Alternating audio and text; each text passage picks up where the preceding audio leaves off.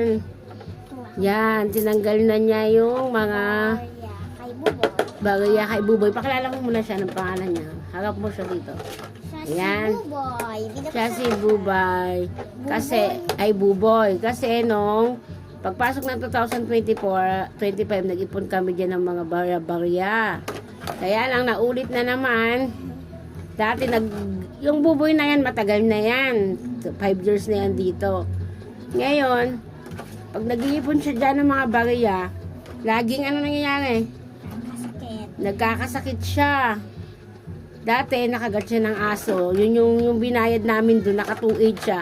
Yun yung pinambayad namin sa pagpaturok sa kanya kasi nauubusan siya ng libreng patusok sa center. Kaya yun, naubos yung 2.8.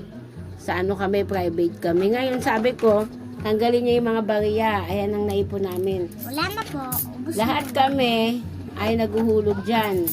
Si Yang, ayan si Yang, si ate. Pero si ate ko, mas konti ang nahuhulog na kasi may more billion income sa tindahan.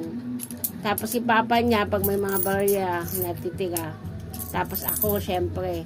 Tapos mayroon naman pa siya dito, mga natira na, mga buo. Ayan. Ewan ko ba, pag nag-iipon kami, nagkakasakit talaga siya ito. Ayan, nagkakasakit siya kahapon, biglaan lang.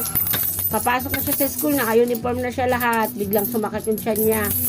Siguro hindi natunawan, kasi nga, kung ano-anong kinakain niya sa school, tas sa labas pa ng school, bumibili siya ng mga candy, yan.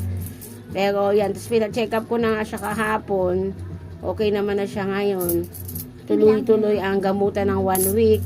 Ngayon, pinatanggal ko na talaga itong mga barya na to kasi nagkakasakit talaga siya. Tignan mo, 3 months pa lang halos. Hindi to sakitin ma-active to yan si Yang. Kahit ganyan lang yung katawan niya, active yan sa lahat ng bagay. Pero napapansin ko talaga, habang bumibigat ang ipon namin ito, nagkakasakit siya. Kung hindi siya magkakasakit, makakagat siya ng aso, ganun, yan. Kasi nung dati naming ipon siya, nahilig kasi siya mag-ipon. Laging inano siya ng aso, tapos naubos lang yun lahat.